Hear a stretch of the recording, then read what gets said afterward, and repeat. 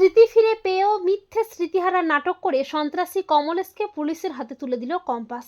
হ্যাঁ বন্ধুরা, আমরা এমনটাই দেখতে পাবো কম্পাস ধারাবাহিকের আগামী পর্বগুলোতে।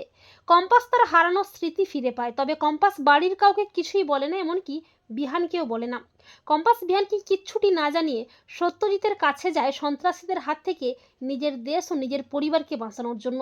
কম্পাস বলে 15ই আগস্টের দিনই সন্ত্রাসীদের খেলা শেষ করে নিজের দেশকে বাঁচাবো। আর চৌধুরী বাড়িতেও সবাই মিলে স্বাধীনতা দিবস পালনের জন্য প্ল্যান করে। এরপর মাঝরাতে বিহান কম্পাসকে কোথাও না খুঁজে পেয়ে অস্থির হয়ে পড়ে, কিন্তু কম্পাস বিহানের চোখ এড়িয়ে বাড়িতে ঢুকে বলে, আমার খিদে পেয়েছিল, তাই একটু ফ্রিজে খাবার খেতে এসেছিলাম। বিহানের বারবার মনে হয় কম্পাসের সব মনে পড়েছে, কিন্তু কম্পাস স্মৃতিহারার মিথ্যে নাটক করতেই থাকে। কম্পাস ডক্টর ঋত্বিকের কাছে যাওয়ার বাহানা করে অফিসার সত্যজিতের কাছে যায় মিশনের জন্য।